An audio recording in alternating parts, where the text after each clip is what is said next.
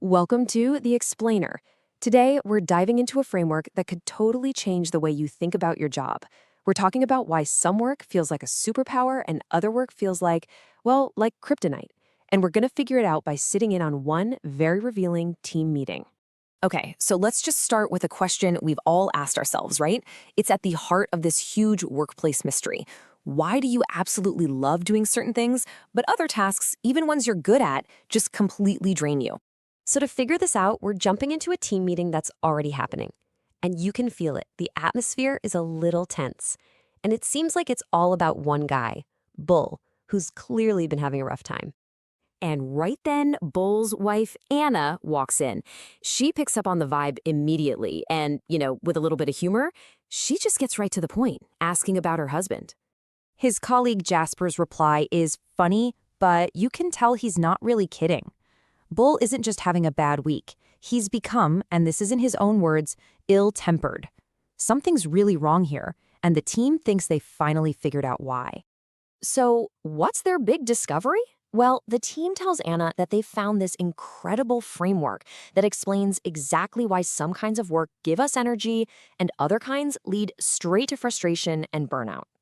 And the core idea? It's actually super simple. Any project, and I mean any project, from launching a new app to just planning a family dinner, needs 6 different kinds of work.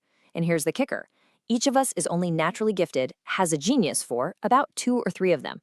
When you're working in your genius, it feels easy, it's energizing. But when you're forced to do the other stuff, that's where you get the guilt, the frustration, and the burn. All right, so you've got to understand what these 6 types are. Let's break down the first 3 geniuses. These are all about where great ideas even come from in the first place. First up, you've got the genius of wonder. These are the people who just can't help but think about the big picture. They're always asking, could this be better? Or, wait, are we missing something here? They see the potential for improvement everywhere. And just like that, Anna hears this and has this instant reaction. She's like, yep, that's me. It's a perfect example of how these ideas just click once you hear them. Okay, so building on that, right after wonder comes invention. This is the genius of creating totally new ideas, just pulling solutions out of thin air. So if a person with wonder asks, why aren't we doing this better? The person with invention comes back with, I've got an idea. And just as fast, Anna points to her husband, Bull. He's the idea guy. It's what he does naturally, what gives him energy. It's not just a skill for him, it's a core part of who he is. The third idea genius is discernment.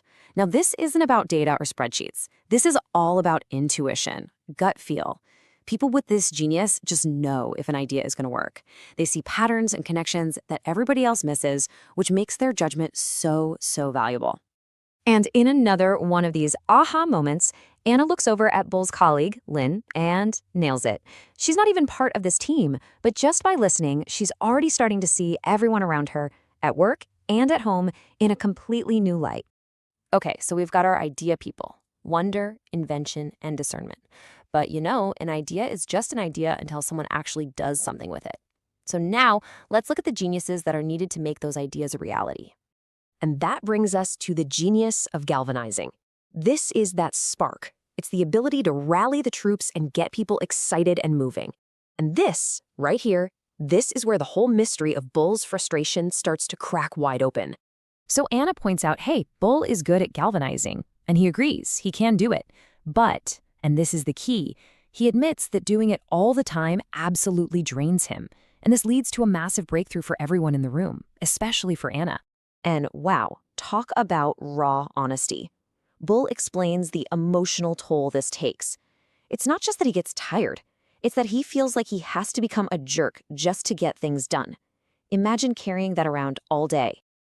And with that one confession from Bull, everything just clicks for Anna. It's like a light bulb didn't just turn on, it exploded. And suddenly, his stress at work is connected to their entire life together. All of a sudden, it all makes sense. Why are family vacations so tense? Why is just getting out the door on Sunday mornings a battle? Why is even Cub Scouts an ordeal? It's because he's always stuck being the forced galvanizer, the one who has to push and push and push, and it's completely exhausting him. So now that they see the problem, the whole picture gets clearer. After someone galvanizes and gets things moving, you need people with the genius of enablement. These are the helpers, the ones who hear the call and instinctively jump in and ask, "How can I help?" They just want to offer support. And of course, this is totally Anna. She immediately recognizes this in herself. She's the person who can't go to a school meeting without coming home with a new volunteer project. She's just wired to assist, and it genuinely gives her energy. And finally, there's the genius of tenacity. These are the finishers. If galvanizing is about starting the race with a bang, tenacity is all about running that last, brutal mile to cross the finish line.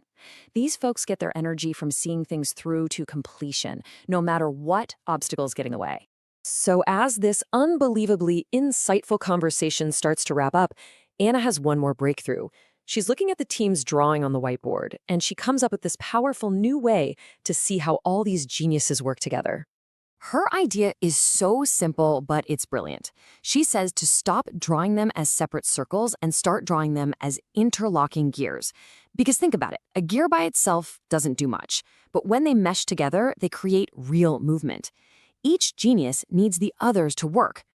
And that metaphor just nails the core message of this whole thing. We are not meant to do it all. The practical takeaway here is huge. When you understand this, you can build your team or even just understand your family so that all the gears work together smoothly. You stop asking the wonder person to manage the tiny details, and you stop forcing your invention person to be the cheerleader. You get less friction, more energy, and a whole lot more joy. So, you see, understanding where you get your energy and where you lose it isn't just some fun little quiz. It is the key to a more productive, a more collaborative, and honestly, a more joyful life. So take a second and think about it. Your team, your family, yourself. Which gears are you? And maybe more importantly, which ones are you